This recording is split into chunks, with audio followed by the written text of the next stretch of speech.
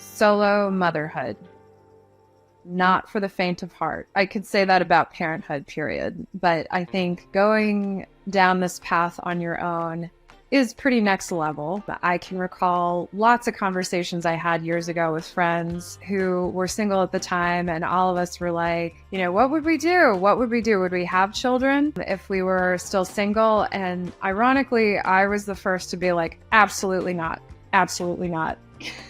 It's funny how things happen. It's a unique path for sure, not for everyone, but I love that we got a chance to talk to Patricia and to Robin. Robin is the one who is currently on the path to solo parenthood. I'm so happy they chose to share their stories with us and to talk about what's on their mind and some surprises, some blessings, some unexpected challenges. We get to hear all of it. Enjoy solo motherhood. Hi, welcome to Doing This Differently, a podcast that celebrates non-traditional family structures. I'm your host, Nicole Foley, a solo mom living in San Francisco with my daughter, Dylan. In each episode, we talk to families who are forging their own unique paths, and together we expand our definition of what family looks like. So today we're going to talk about solo parenthood. I know a little bit about that. As we know, families come in all flavors and circumstances, and while I can't speak for all solo parents, most of the ones I know who have chosen this path, they chose it. And when I was pregnant with Dylan, a fellow solo mom and friend told me, many people will use the terms like single and solo parent interchangeably, but they're different. And the point she was making is that a lot of single parents have another parent in the picture who is contributing in some way. Also, others don't. But solo parents are raising their child or children completely on their own and hopefully have a good community and support around them. We've all heard it takes a village, and all parents, whether it's partnered, solo, single, whatever, we need community and support. It's a lot of work. There's also a lot of conversation on the internet right now about there is no village. So we're going to dig into this. And with that, I'd like to introduce our guest, Patricia Preware, a solo mom living in Washington, D.C. with her beautiful daughter, Samara, who I got to meet last week. Also similar in age to Dylan. And she's been working in the international development field for the past 18 years and is currently the director of operations for an international health program. Welcome. Thank you. And later we're going to be talking to someone who's contemplating solo parenthood, Robin Shepard, and we'll invite her to ask any burning questions she has for us. So Patricia, we had not a long enough conversation because we're going to dig into even more soon, hopefully. But you had mentioned that you moved around quite a bit as a child, U.S., Africa, Asia, Europe, and you saw family culture in many places. And I was curious if you can describe a little bit about the community and environment that you grew up in. Sure. Well, first of all, thank you for talking about this. I think it's a really important topic, and I'm happy to be here to share information about my experience. And you're right. I grew up traveling all over the place. My father worked for the Ministry of Foreign Affairs, so every couple of years we moved. So really, I guess my view of the family was my own, mainly my nuclear family, because that was the one thing that didn't change at any point in time. Whenever we moved to another place, it was still just us. And it was really about my mother, my father, my siblings. My grandmother traveled with us for quite a few of our postings. And that was the family structure that I was used to. I didn't see any examples of different family structures, and thinking about where I grew up and all of the different cultures. I think the predominant setup was a father, a mother, their children, maybe some extended family, but very much the traditional nuclear family setup. And so I really didn't have any exposure to single mothers or what that might look like. Mm-hmm. And as your worldview developed, tell me a little bit about what you potentially saw for yourself in the context of family. I think I saw the same thing. I Yeah. think I expected that that's what I would do. I would meet somebody, find a partner, we'd get married, we'd, have all these children. Actually, not that many children, but a couple of children. And that's what I expected from myself. That's what I saw. And only as I got older and, started to think about the possibility of not finding that person, the partner that I was looking for, what that would mean in terms of the kind of family that I thought I wanted or was supposed to have. Sure. So I think, and then, after growing up in a bunch of different places, I moved to the US for college and have been living here since then. And it was living here in the United States that I became more exposed to different kinds of families and family structures, and seeing those structures that were different from what I had been exposed to while I was growing up and what I had been used to. And it was only at that point that I started to realize that, oh, well, maybe it doesn't have to look exactly the way I thought it did when I was much younger. I can relate. Yeah. So as you became more exposed to these different types of family structures, did you have any preconceived notions or visions of what it would mean to be a solo parent? I thought that it would be difficult and it would take a lot of kind of patience and perseverance. And, one of my biggest concerns was feeding my child. I don't know why, but I remember having being very anxious about, okay, if I'm able to breastfeed my child, what will I do once they're no longer breastfeeding? What will I do once I need to provide food for them, when sometimes my go-to is just to pop popcorn and eat that for dinner? So what would I can't pop popcorn for a 1.5-year-old. That's not what they're going to be able to eat. I'm going to have to come up with actual food. And that, I think, even before I started the process or maybe as I started to think about starting the process of becoming a solo parent, was very strangely a big deal for me. And knowing that it would be really hard, and there might be moments where I would benefit from having, a partner or somebody else who was there, and not being sure what I would do in those moments. So Tell us a little bit about that moment when you decided, yeah, I'm going to do this. And how long did it take from that moment that you decided to pursue this path to bringing Samara into the world?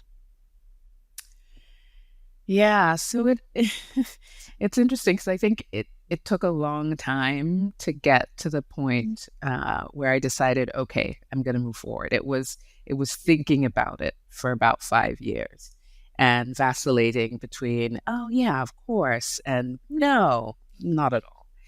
And then I can't even remember specifically what we were talking about, but I had a conversation with a friend of mine who lives in Nigeria, and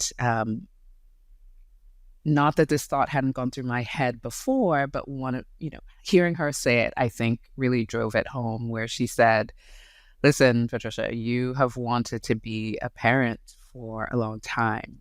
And if you don't try and do this, you will likely regret it. And given that, for my situation, there were medical issues that were coming up that might negate me having a biological child on my own. down the line. And so she said, you just need to think about it and think about whether this is something that you're going to regret if you don't try, and at least make the effort and give yourself that opportunity. And if it works out, great. But if it doesn't, you'll at least know that you tried. And so I decided, you know what? You're absolutely right. I'm going forward with it. And from making that decision, I think it took about another 3 or 4 months before I actually started the process. Yeah. I can, on sort of a high level, can you describe just some of the challenges, some of the things that you think maybe other women might encounter in this process? It's generally a bumpy ride. I haven't talked to many women, especially like just in the last few years, who haven't experienced some challenge. So just, whichever ones you'd like, because I know that you definitely encountered quite a few challenges to get Samara here. Yes, there's so many. And like you said, everybody has their journey and the different things that they experience. For me, after making the decision, in my mind, I said, okay, you know what? I'm gonna go ahead and get the donor sperm. I'm gonna do a couple of rounds of IUI, and it'll be fine. One of the first things when I started and talking with my doctor that she suggested, given my old age as a 40-something-year-old, was that we do an HSG, which is a procedure, I think, where they basically put fluid into your uterus just to make sure that your uterus looks fine and there's nothing weird going on. And what we found was it looked like my uterus might be fine, but one of the fallopian tubes might actually be blocked. And so given that, the decision was, okay, instead of just doing a regular IUI, which is a intrauterine insemination procedure, that we would do it medicated, where they give you hormones to kind of push your body into producing eggs. And they gave a certain level of the hormones to make sure that instead of just producing an egg on one side, which is what the body would usually do from month to month, and alternate which side, I guess, it drops the egg from, we would do medicated cycles so that my body would drop eggs from both sides each time, so that even if there was one tube blocked, there would definitely be an egg coming from the other. And so we did that. It was not successful the first cycle. And it wasn't successful the second cycle, but I think I was more upset during the second cycle because I really spent a lot of time working with a fertility specialist to kind of understand what was going on with my body and to try and monitor my levels myself. Because when you're going through this procedure, you learn, working with a lot of these clinics, there are so many women that they're working with, and they will help people have babies, but sometimes you don't feel like they're paying as much attention to you as an individual as they should be. And so there are certain times you go in every morning to get tested, and they send you the results in the afternoon, and then you go in the next morning and get tested. And one of the things that came up from the fertility specialist was that older women, their windows are much shorter than younger women. And so while you might go in the morning and your hormone levels are low, which indicate that you're not ready to drop the eggs anytime soon, so come back the next day, by that same evening, you may actually, your hormone levels may go up and you may be ready. And ordinarily, if you're younger, you still have a window of about 24 to 48 hours during which they could do the IUI insemination and so on. But as an older woman, you have 12 to 24 hours. And so it actually is very critical to be on top of that. And so I did that during my second cycle. And unfortunately,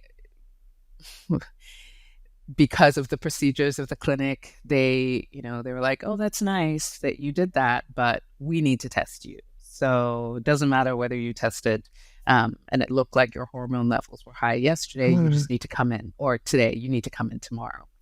And so when I didn't get pregnant during that cycle, it could have been that I wasn't going to get pregnant, who knows? But I was very upset because they didn't listen to me, and I felt as though my window probably was already closed by the time we did the insemination. So then I decided I was going to take a break. I wasn't going to do anything for a while. I kind of meditated on it for a couple of months, decided that I was going to go through with another cycle with the last vial of sperm that I had. And instead of doing IUI, which is what I thought I would do the whole time, because I really didn't want to go through the additional pains of doing IVF or the financial strain of doing IVF. Yeah. I still decided to do an IVF cycle in my last cycle. And so, like I said, there are financial implications to that. And I'm sure you can speak to that, Nicole, as well.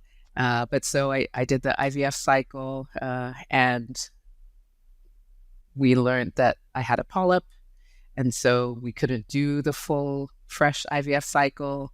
Instead, we had to do surgery to remove the polyp. And so we went through the cycle and collected eggs and fertilized them, but then froze them, which allowed enough time for me to do the surgery to get rid of the polyp, and then also to test the embryos, and then recover from the surgery, and then do the transfer.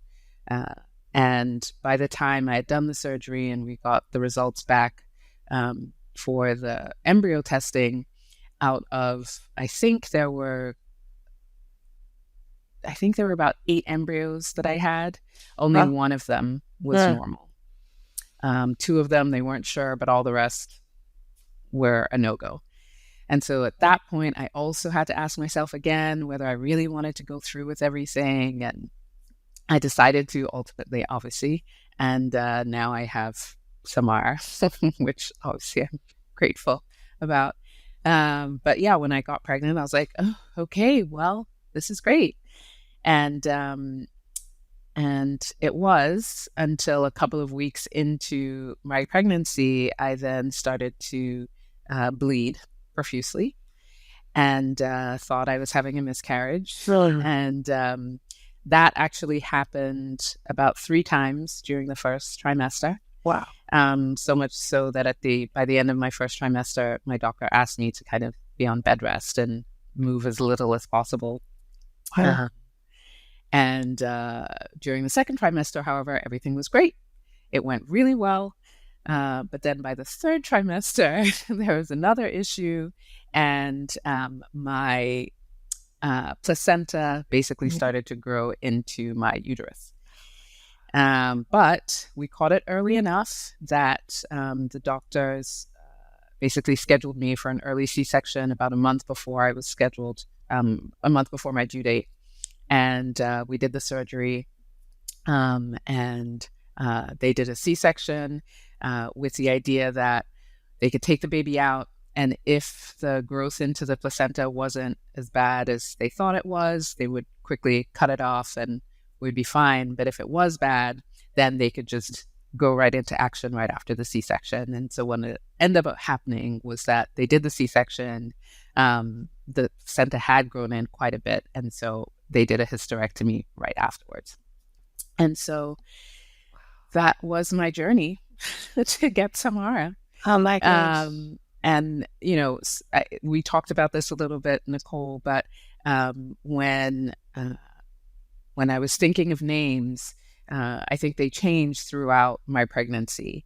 And by the end, I decided on Samara, which essentially means protected, protected by God, protected by a supreme being, because throughout the pregnancy, there were so many ways in which she could have not been here. And she really wanted to be in the world. And she held on, and now she's here. So, and she's amazing. Sorry, that was really long. No, that was incredible. And I just think also very relatable to so many people. Side note, I want to take an extra beat with that. Trisha just described giving birth and then having her uterus removed. Everyone has a unique birth story. That is a particularly intense one, and it deserved a little more time. And this is our first episode, so we were under a time constraint. So I'm taking the opportunity now to just really acknowledge, wow, giving birth is already, I mean, everybody has heard that, but it's different once you go through it.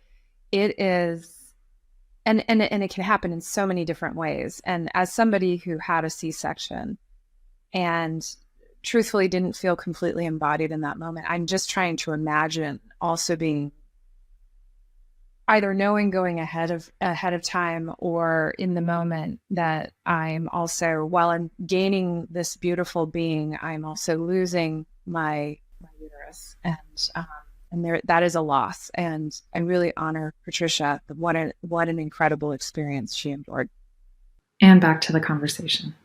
It's interesting that not much is, I think this is changing, that more people are starting to talk about their experience, but there's just, I mean, that's so much what you just described. That's so much for a human to go through, you know, and it's also very common. I mean, like, I'm not saying all of those things, but like many people who would listen to your story could relate to at least one piece of that. I know I had to deal with removing a polyp, and for anybody who's unfamiliar with that, that's, it's a polyp in your uterus. They want to remove it because they don't want it to obstruct like the implantation of the embryo. So it's like taking up some space that the embryo could be using. So they typically want to remove that. And there's just so many of these procedures and things, and it's all while you're just processing. I definitely want to go back to what you were talking about earlier about the preconceived notion of like, what would this look like? How would I feed her? I mean, I do think it ends up coming down to those details, like a very mundane detail, but I know that myself, I got wrapped around some of those details as well. So that leads me to, how's it going? She's still alive. She is still alive. And I met her, and she's extremely verbal and has a lovely personality and just beautiful. And yeah, it's easy when you get caught up in like toddlerhood to forget about all of these details. And I think one of the reasons why it's helpful to hear someone's story is that, you know, we have Robin joining us, and like, I'm curious to hear how much of your journey resonates with her, because she's in the process as well. So tell me about some of your biggest lessons, the surprises, both good. How's it going? It's going well.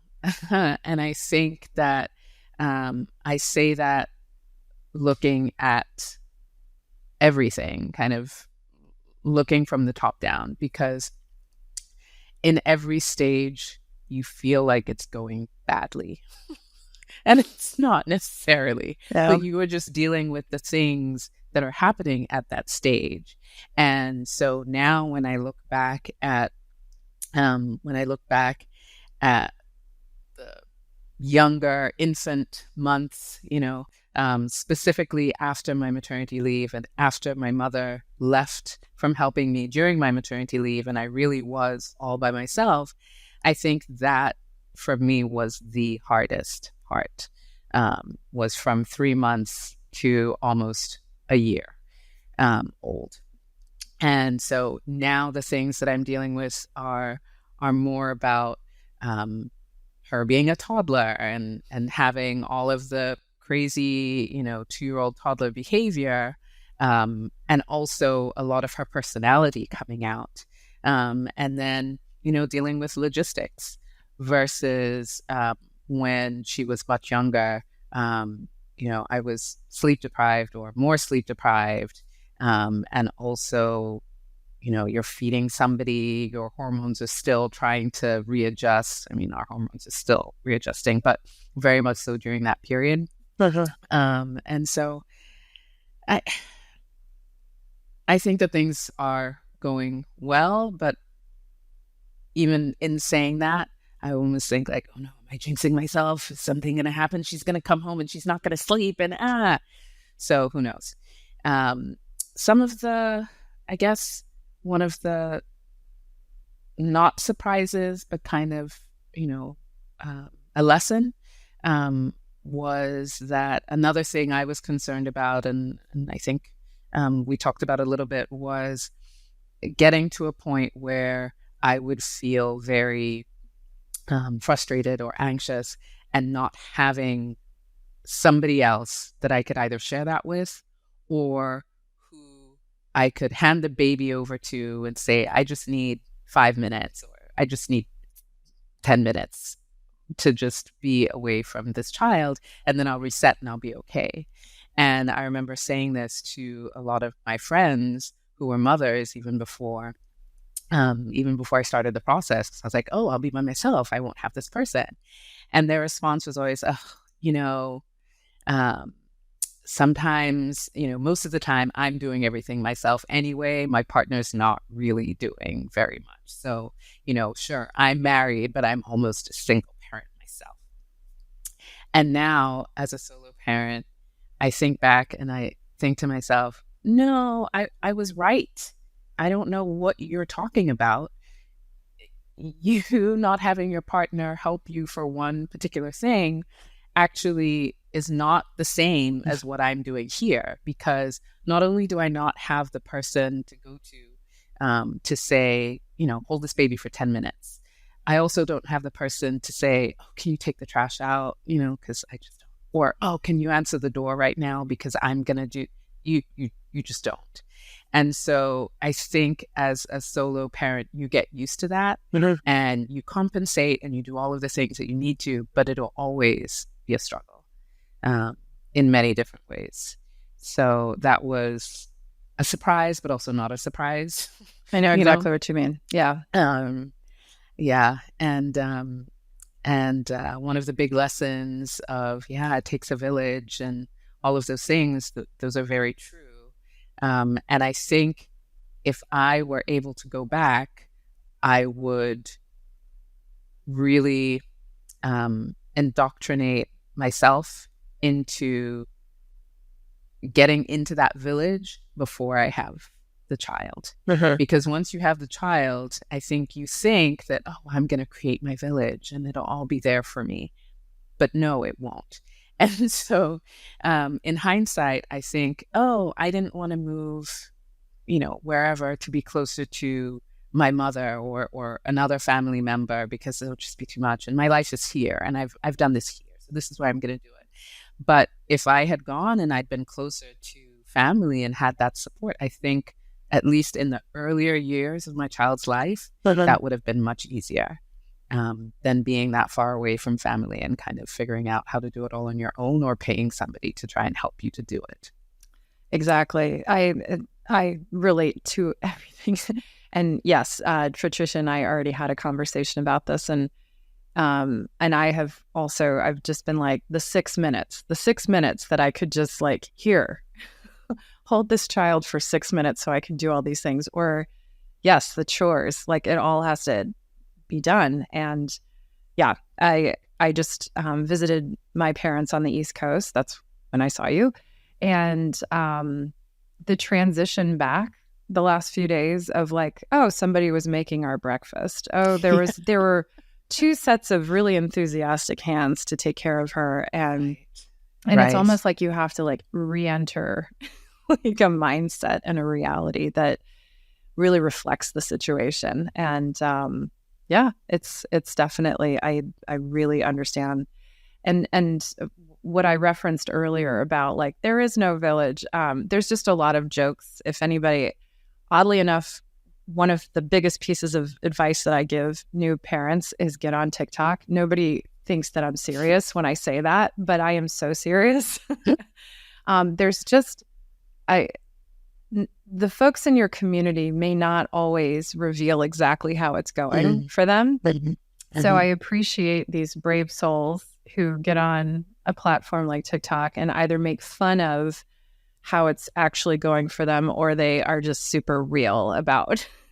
And it's helpful when you're, because exactly, we're in homes where there is no other parent, where you can be like, did you just see that? Or like, is this as crazy as I think it is? Whatever it is, to be able to relate to another person. So it's just interesting. And the meme that I'm talking about, or not necessarily a meme, but it's just, I've seen people like that they're shopping on Amazon. They're like, where do you find a village? And it's just so much of it is, like the reason I can go out, is that I do have some lovely friends who are willing to stay with her, but more often than not, I'm paying for that extra support. And as much as my parents want me to come back to the East Coast, that's a separate topic, though. But I have another question, but I think that this actually could go well with inviting Robin to join the conversation. So Patricia, thank you so much. This is just so incredible, your story, and so relatable, especially to me.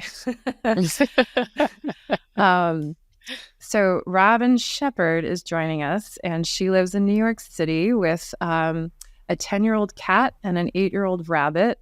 And so the way I know Robin is we worked together a long time ago, also in international development in that space in DC. And I have joked with her that my memory and perception of her is that she runs an animal hospital in her home. So, someone who's already very nurturing. And she's 42 and a communications director at the National Audubon Society, and started freezing her eggs in late 2020. So welcome, Robin. Thank you. And apologies for any background noise. I don't have fancy headphones, and I live by the FDR, so it is not the ideal podcasting spot. All but we'll good. Make do. All good.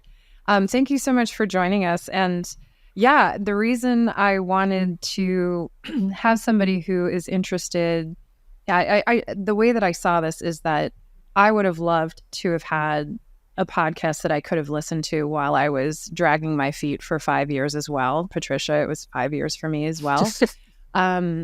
There's just so much to weigh. There's so much to think about, and it's stressful, and there's also a ticking time, like there's a clock going off, and you have to make some decisions, and it's hard because it's a big life choice.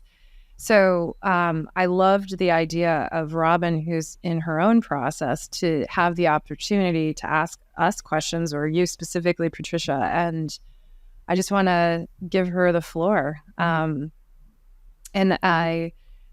So Robin, I want you to ask your questions. And I also just want to throw out there, like, I'm curious about unexpected advantages to solo parenting and blessings. And I think that is a question that Robin has, because we've talked about it, but I don't want to lose that question, because I do think that there are some advantages as well. It's not just that it's always so hard and so difficult. There are some, anyway. No, for sure. And in this being now, I guess we're in year 3, which I didn't mean to happen, but that's just a thing that happens of this process. I have, you go back and forth, and sometimes you get on the bad weeks, you're lamenting what you will lose, and on the good weeks you're focusing on, however, this might not be the worst thing in the world. Let's talk about it. So I'm still very much going back and forth, and apologies, you're going to hear a siren again. It's New York saying hi. Just very briefly, I wasn't sure if I wanted to be a parent. I lived a very vibrant single life. I still am, which is one of the things you're hard to let go of. And part of it was the privilege of having health insurance that finally would maybe sort of cover this, and it maybe sort of did and maybe sort of didn't, but that's why I didn't do it earlier. And frankly, just getting, to your point, a medical diagnosis that basically said, I switched gynecologists and got a test done on my AMH hormones, which I didn't even know that what they were. And they basically, the test results came back like, dude, if you want to have kids ever, it's women and children to the lifetime immediately. Like my results were so laughably low. I actually looked them up. They were like 0.23. And I want to tell you, that's very, very, very low. It's like not even on charts. Are you even kidding?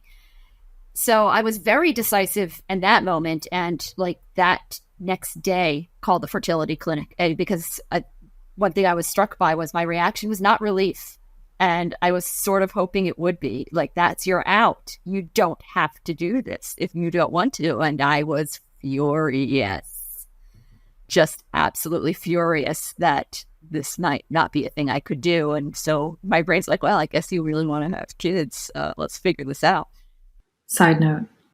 What Robin's describing really resonates with me. I wonder if it resonates with others listening to this. I similarly got a very low AMH. AMH is the anti-Müllerian hormone, and it's measuring your egg reserve. How many do you have left? And when it's low, it's not a good sign. But more than that, I really relate to what Robin is describing as the out.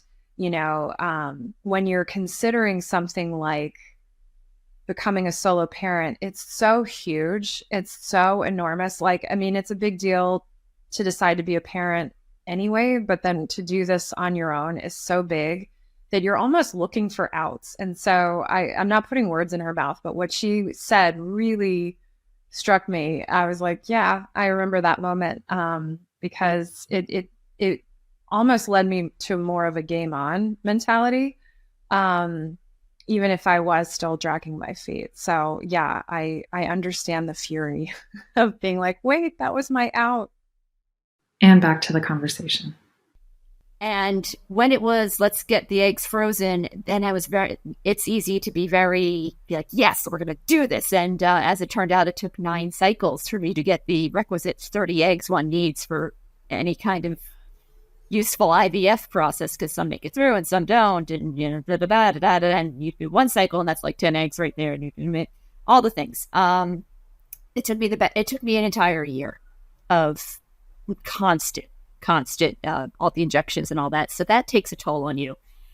Then I wanted a year off and I took that, and then the year off came and went, and now I am faced with okay, you're 42, what's happening? And Nicole and I were talking about it. It's like being really excited to ride a roller coaster, or I think getting on a high dive, like, oh, I want to do it, and you're like running up there and you get on there, and then you're standing at the high dive and you're like, uh-oh. I need a minute. Just looking down. It's like, but we went so far. We took, I think the metaphor used was Disneyland. It's like, but we came all the way to Disneyland. You have to go on the ride now. And I'm like, give me a second. And because 42 and having a uterus, you don't have the luxury of taking too long to figure out whether you do in fact want to ride this ride. So that's where I am. I'm on the diving board roller coaster, that mixed metaphor that we just went on. So it's, and Patricia, the thing you said at the beginning about this was not what the plan was. Like, I'm going to find a partner. We're going to have children. I don't know if anyone ever played the board game Life growing up. But first of all, they put you in a plastic station wagon, which LOL, I live in New York City. So joke's on you right there. We're not doing that. But also, you put little pegs in. It has room for 6 little blue and pink pegs. And you go through and you do things in order. And if you do it the right way, you win. And if you don't, I swear to God, they made you be single and live in a shack with a cat. And here I am in my teeny little apartment with my cat and my rabbit.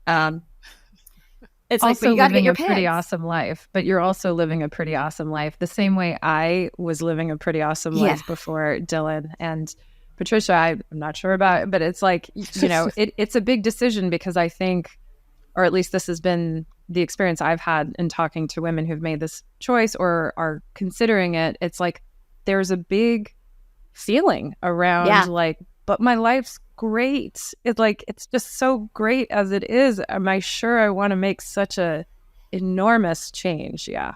Yep.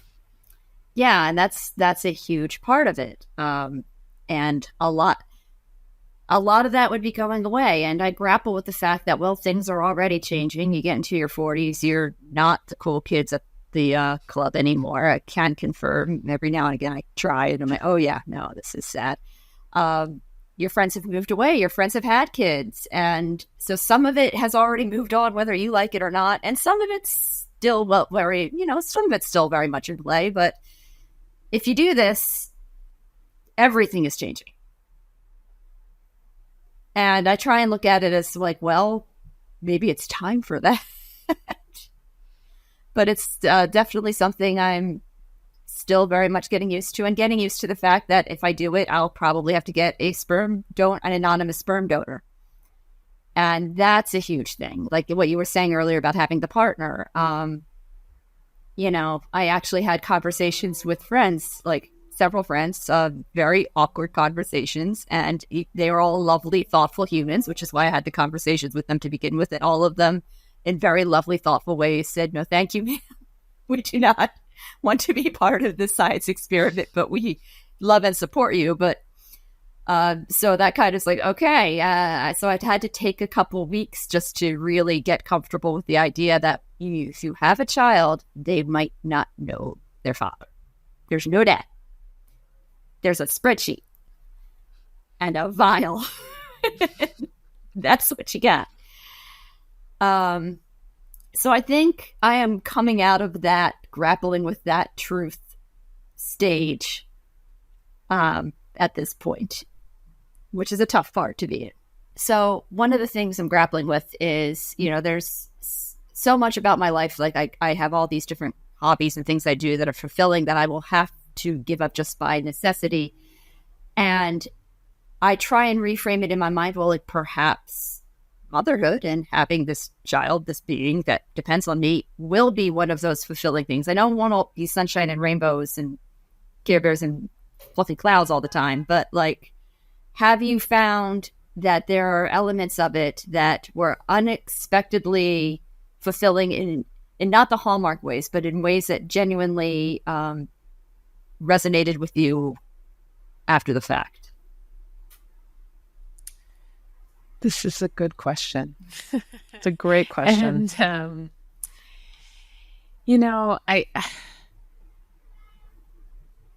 I'm trying to think, is there this one thing that I'm like, oh yes, it's this, of course. And once you experience it, you will know the joy. No, I think it's just in tiny little things at random different times that you don't even think about, that actually aren't that important, but you catch yourself just being amused or feeling happy about something that happened. I'm trying to think of an example that I can give you, and I'm blanking, but or just in a little something that this tiny human is doing that is both ridiculous and hilarious, and it just makes you, I don't want to say it makes you, so happy, and then you sit there and think, oh, I'm so glad I had this child. This was what it was all about. But it kind of, I think it kind of builds, if there's like a little container, I think it just feeds into that container, and it just keeps getting more and more full. Oh, wow. I don't know if that makes no, sense and at it all. makes really beautiful sense, actually. Yeah, I mean, I feel as though going through all of the things to try and get pregnant, and then even when you finally do get pregnant, potentially going through all of these issues during pregnancy, and then the first year that's, all of the things thrown at you all of a sudden, you get depleted. And as you start to come out from the, the severe sleep deprivation fog, and all of the different things that are going on with kind of getting your body and your hormones back in check, these random little things happen with your child that start to fill that thing that was depleted up again. And your life is very different from how it was before. And you will think about that and miss certain things. Like, for example, working in international development, one of the reasons I work in international development and one of the things that I love about it is traveling to all of these different places that are far away and, great and interesting to visit. And I can't do that anymore because I have a little kid. But I didn't realize that initially. I think after she was a year old, I'd applied for some job. I forget what it was. And they were interviewing me. And it was to support work in the DRC. And, they offered the position. And only at that point did I think, oh, wait, I'm going to have to travel to this place. And I don't have another person here to watch my kid while I travel. So then would I take my kid there? Am I willing to take my kid to the DRC while I'm going to all of these different things that I don't get to do anymore? Yeah. And so it is quite different. But once I started understanding and making those shifts, there are other pieces of me that are starting to develop, and I'm trying to figure out how to still do those things, but maybe not in the same way.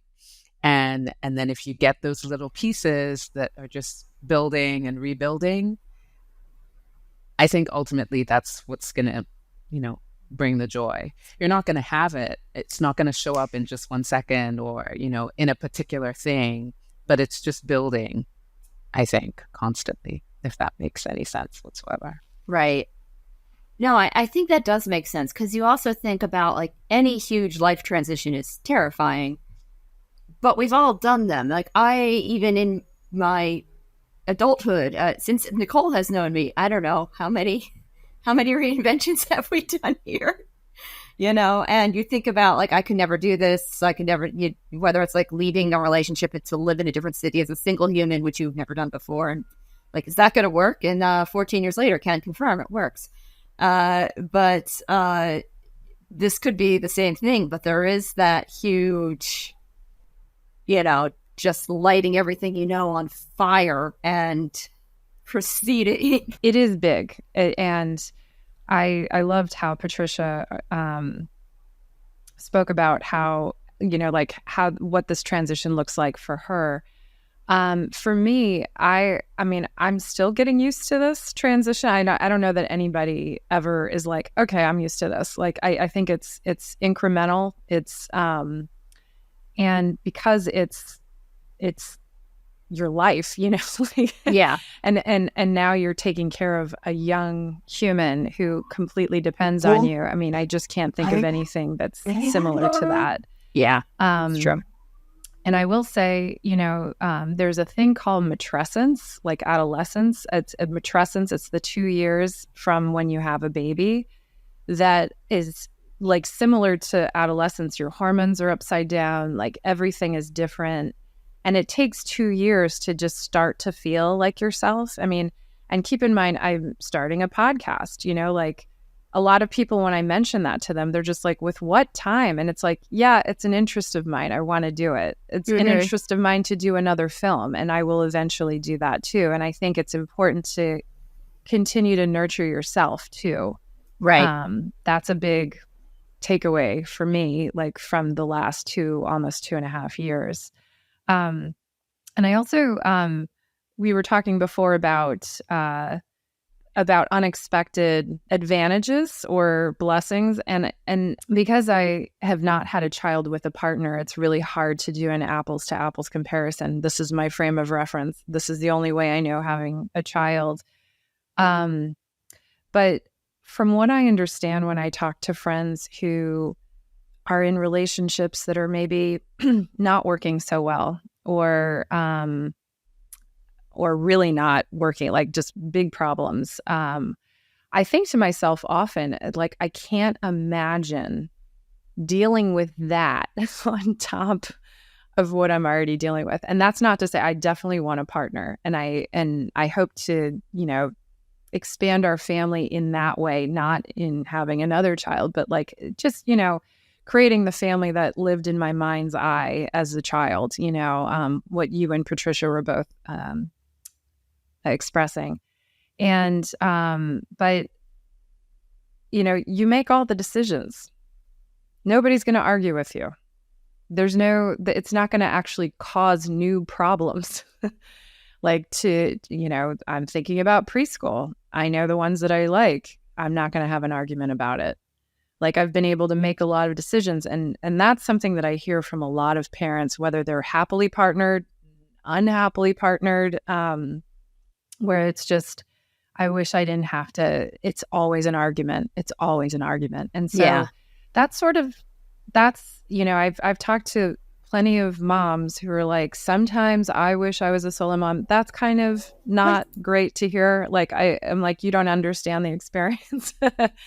But I can also understand that element from like their desire to maybe just not have to negotiate every single decision. So there's something to be said about that.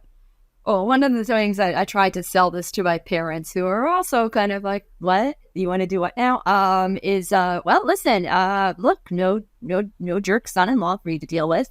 No fighting over who gets Christmas and Thanksgiving, right? That's cool. We like that. No vacation splitting. Okay. Which sounds like really glib kind of stuff, but I have seen this play out. I've been at these dinner parties where you're like, "Oh dear, I should just go." Good luck with that. Good luck. And that's whether you're happily partnered or separating. It's like you have another family, and you're accommodating that. It's funny. I've had that conversation with my parents. I was like, "Can you believe it? Like you'll never be away from her with the holidays. Like you're always going to have her present, and that's hugely a big plus for them." Yeah, for sure. Like who's the favorite grandmother? You are. Yeah, always undisputed. Yeah, and that's of course I wish for all solo parents who want to be partnered for that to eventually happen, and myself as well. Like I do want to eventually just have that family, and right now that's not currently happening. But I do think that you have a lifetime to have a partner. And as all of us have described, I mean, there is a window. There is a true window to be able to have a child. And yeah, any other burning questions for a solo mom? Oh my gosh. I mean, more than can fit into a short podcast. But I guess in the very short amount of time we have for this particular conversation, I guess, maybe can I ask the same thing that I asked Patricia about the moments when you're like, oh, right, this is it. Like the moments that make all the indecision and all the lack of free time and all the things that we know are going to be a thing, and it just makes like this is a good thing right now. Yeah, I mean, things that she mentioned, I agree. Like my daughter almost immediately had a sense of humor, and that goes far with me, as you know, because you're very funny, and I've always told you that, and I always enjoy our conversations because I know I'm going to laugh. And her personality, there's so many incredible things about her. And I also feel incredibly fortunate that she's the person I got, because I would not call her chill anymore. That was a word that a lot of people use to describe her. She's now a toddler, so it's different. But I also know that we're in the trenches at this period, and so I'm very realistic about that too, and not expecting for the rainbows and unicorns to be like surrounding us all the time. It's hard. It's a very physical job at this stage. and I'm older. I'm an older mom, so it takes its toll. More than I expected. Actually, I was like, oh, I can do this. Yeah, I thought that I could handle it a lot more than I actually do. But when I talk to friends whose kids are like 4, 5, 6, 7, they're just like, oh my gosh, you're in the trenches. So there is an understanding that this particular stage is just tough, right? And so I don't want to paint any unrealistic pictures for you, but at the same time, there is like a certain amount of levity from her personality, from her humor, that just it makes I find myself laughing more often than I expected to, like in having this child, just because like you're watching a little person's brain develop and a personality develop, and there's just something naturally like fascinating about that. But yeah, I'm not going to say that that within the first 2.5 years, I'm not even at the 2.5 year mark, but I'm not going to say like that, oh yeah, this has been so fun and so easy, because it's, I would be lying. Yeah. But I do think that there's a lot of incredible moments that we're having. It's hard to compare your life before, especially if you really enjoyed it, to like the first 2 years of a baby's life. There's just a lot there. So I actually feel like a lot of the moments that you're asking about are to come. Yeah. No, that makes sense. Side note. I noticed that my answer sort of reflected the moment I was in. And as all parents know, you go through different seasons with your children. And I'm recording this in mid-December 2023. And that conversation took place in mid-August 2023. And 4 months, a lot can happen in 4 months. And I can assure you a lot has happened for me in 4 months. But I will say that whenever you're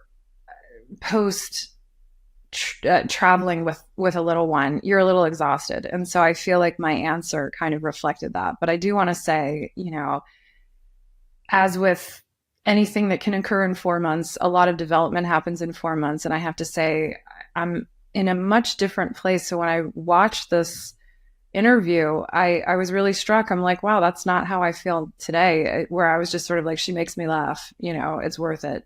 It's actually like, there's just so much, like she's developing into this amazing human, and you never know what you're going to get in terms of a child, but I do know that like nothing about it stays the same. And these children evolve and you evolve. And I wish I had an opportunity to answer Robin's question today, even though, as I'm saying, there's just a lot going on in the background. It's a rainy day. That means that Dylan and the little baby in our nanny share, they can't go outside. So there's a whole lot of ruckus going on. And also we're traveling cross country for the holidays tomorrow. So there's just a lot going on. And so a little bit of a funny moment to be like, oh, it's so much better now. But it is, and my hope for all parents is, or at least a reminder that, nothing is the same. If you're having an amazing moment, hold on to it, because that's going to change. And if you're having a challenging one, it's going to get better. And yeah, no, Dylan is amazing. And I'm always so struck, especially as her language develops and her personality develops. It's amazing. You create this little human, and I think for me, yes, I know that this is still technically the trenches, but I would say that not everybody experiences the terrible twos. I hear 3 and 4 are rough, but I'm really liking this time. I mean, it's just like she's running through puddles outside. Everything's exciting and new and fun and cute. And there are just moments where I want to press pause and can't. But anyway, I hope that's a better answer for you. And back to the conversation. Thank you so much, Patricia, for joining us, and Thank you for sharing your me. Story. It was so incredible. And say hello to Samara for me. I will. Thank you so much. Thank you. Thank you. And good luck, Robin. Thank you, Patricia. Thank you for sharing. Truly. Awesome. Thank you so much, Robin. This was so great talking to you. And I know it's a journey. And yeah, let's keep talking, because Yes. I really get the need to continue talking about this with people who've experienced it, because it is a very unique situation for sure. Right. No, thank you for having me on. Thank you for doing this. Like, to Yeah. your point, I mean, I even when I was going through it, when I had to rack my brain, like, who can I freaking talk to about? I have friends with kids, and that's useful, but this is kind of a special thing, and so having friends who can speak to this specific situation is really helpful. Well, I'm here for you. Hey, thanks, buddy. Thank you so much. I really appreciate it. Sure, of course. Thank you for joining us. I really enjoyed that conversation. It's always inspiring to me to talk to other solo parents and hear how they're doing, and also to feel some solidarity in both the wins and the challenges. And it was also great to have Robin join us so that she could ask her questions. I agree with her. We could have many more episodes of just a Q&A of how this is going, but it was an opportunity for me to live out something that I wanted to have as a resource while I was going through the process. And so I hope it was helpful to anybody who might be in that situation right now. Also, if you're part of a unique family and you want to have a conversation with me, please reach out. doingthisdifferently.com. Happy to chat with you. I think it's really important, as I've had these conversations with all these different families, normalizing that what makes your family unique is really helpful. It also helps children learn about inclusion and opens their minds as well as their parents, and gives everybody a shared language and understanding of what it means to be a unique family. Thank you again for joining us, and we'll see you next time.